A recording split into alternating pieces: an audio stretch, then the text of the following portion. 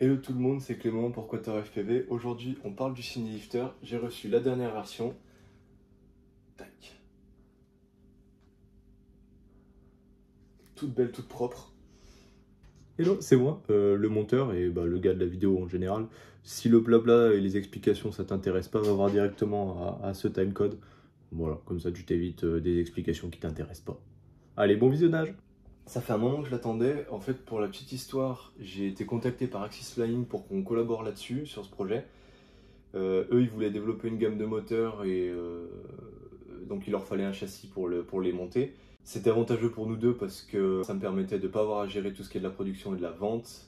Et ça me donnait quand même une notoriété avec Axis Flying pour être plus crédible.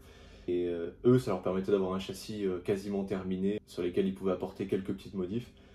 Malheureusement, on a arrêté de collaborer ensemble parce que eux, ils avaient pas mal de projets en interne, donc ils n'avaient pas le temps d'y travailler dessus.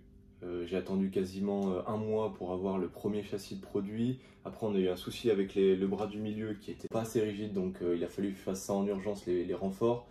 Et ça, il a fallu attendre 2-3 mois après pour qu'ils finissent de le monter et qu'ils le testent. Et je suis même pas sûr qu'ils l'ont testé. Mais à un moment, ils m'ont dit on va arrêter, on va te renvoyer les pièces et tu peux continuer de le développer de ton côté. Donc ils m'ont envoyé ça. Le châssis complet, il y en avait deux. Il y en avait un qui était avec des moteurs des AF310, donc des 1210 kV, avec une FC Argus 7 F7 Pro, il me semble que ça s'appelle comme ça, et deux ESC 4 en 1. Donc ça c'est la première fois que je le montais comme ça, en deux ESC.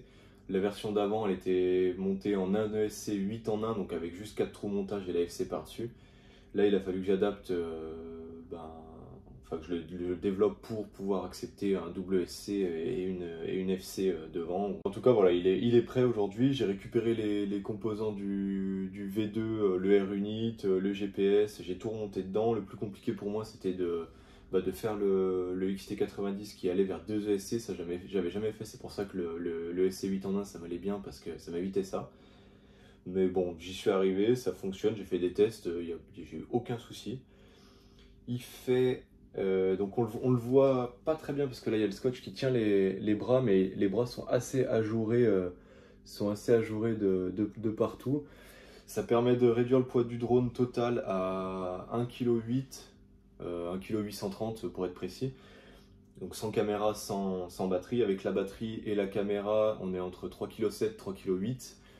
Après, il peut aller jusqu'à 4 kg pour aller à la limite de la réglementation. Mais je pense qu'il peut aller plus loin, j'ai pas encore testé. J'avais fait un essai d'ailleurs avec la V2 à 4 kg et j'ai trouvé qu'il volait super bien. Pour ce qui est du réglage, j'ai utilisé le preset UAV-Tech, comme j'ai fait avec le long range, j'en avais parlé dans la vidéo du long range. Maintenant je prends toujours ce preset là parce que je trouve qu'il est super bien fait, donc c'est un preset pour 8-9 pouces. Je trouve qu'il vole super bien avec ça. J'ai fait un premier vol tranquille juste pour voir ce que ça donnait avec le preset et voir s'il volait tout court. J'ai regardé les logs, ça vibrait pas du tout, j'étais super content du vol. Le seul problème c'est quand j'accélérais un peu fort à 130 km/h, j'avais la caméra qui vibrait dans tous les sens. En fait ça venait de ce silicone là ici en jaune, il était en silicone avant. Et quand j'allais trop vite, il vibrait, parce que je le voyais dans la GoPro, il n'y avait pas de vibration, c'était vraiment que dans le DVR. Donc j'en ai imprimé un TPU plus rigide et après ça, plus aucun problème. Et franchement, ouais, je suis hyper content parce qu'il vibre pas en vol. Il y a un peu de prop wash quand on fait un split S. Mais pour un drone, je trouve de plus de 3,7 kg.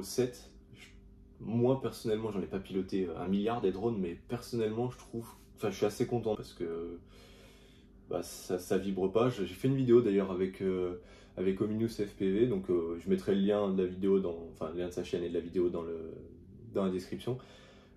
Pareil, lui, il a été agréablement surpris de voir comment ça volait, alors que le jour où on l'a testé, il y avait vraiment un vent dégueulasse. Mais ouais, je suis assez content. On se retrouve sur le spot de test pour voir un peu ce que ça donne.